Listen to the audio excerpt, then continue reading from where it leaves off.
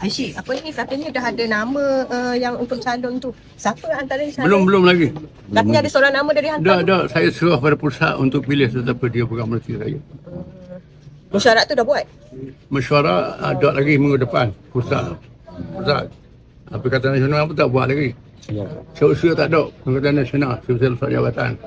Tapi dia boleh dengan jumlah ahli-ahli AJK yang cukup buat pengadakan mesyuarat.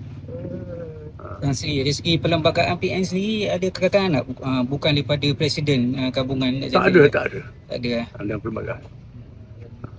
Yang mesyuarat PAS pusat tu minggu depan untuk Minggu depan. InsyaAllah. Maknanya tangguh lagi seminggu lah. Ya, tangguh lagi. Ya. Sebab apa tangguh tu Aisyik? Mungkinlah dia orang ni kan sangat tu nak gantungkan saya sangat. Tapi tak apalah, saya serah pada pusat untuk pilih siapa dia saja. Satu nama, dua nama? Ikutlah dua nama ke satu nama ke, serah pada pusat. Tapi yang pasti Bukan mesti saya sedia membantu. Walaupun siapa dia yang jadi pengurusi, dia bantu. Aisyik ada daripada MB Perlis minta Adun pesertai tu, dia pelawar untuk ni. Kita dah buat keputusan, kita tak akan terima jawatan. Walaupun dia pelawar, tetap Dia pelawar kerana kita anggap satu pengkhianatan menjatuhkan kerajaan. Ya. Tapi kalau ada daripada PAS nak sertai juga tu? Sudah buat tu semua buat pengakuan. Tak terima. Tan Sri, mengenai kebimbangan sesetengah pihak, maknanya sekiranya PAS tu PN ni macam mana? Ya.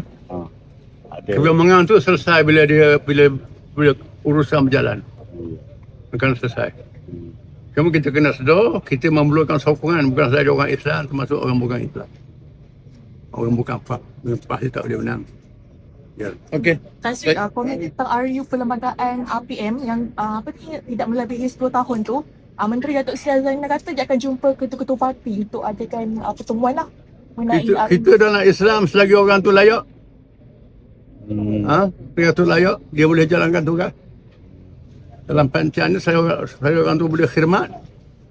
Lah macam tu Mahathir 100 tahun. Tak ada apa-apa dia khidmat. Okey. Okey. Terima kasih.